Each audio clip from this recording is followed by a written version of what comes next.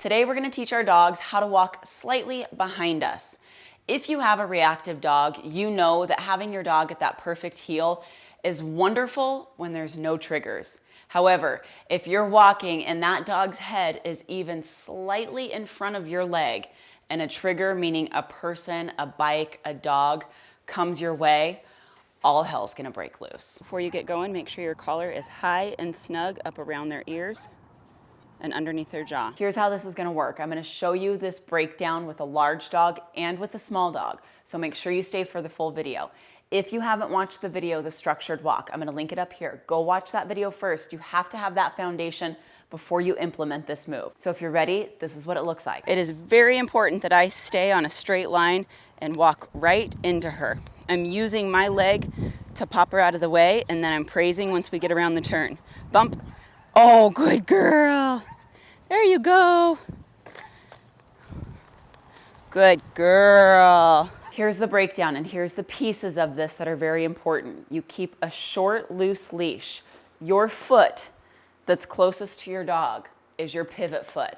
So I have a line right here on my tile. When I make this move, this foot's not gonna come off this tile. I'm gonna turn and walk all the way into her and have her move out of my way.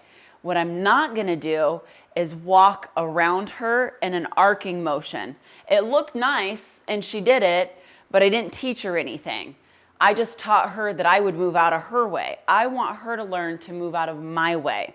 So the way I get that is with this quick bump. The other thing I have to make sure is that this hand right here stays close to my hip. If I go to pop up on this and walk into her and I don't move my hand, this is my steering wheel. If I don't move this, she's not gonna know where to go and it's gonna confuse her. So this hand has to stay back here so I can move around her. So right here, she's pulling. I'm gonna bump and walk right into her. Good girl. If she's gonna continue to pull, I might walk into her 2, 3, 4 times in a row. Good job. No, good. Let's go. Good girl. Good girl, much better. As soon as I make that bump, I release tension. Bump, release. Good girl. Bump, release. Good.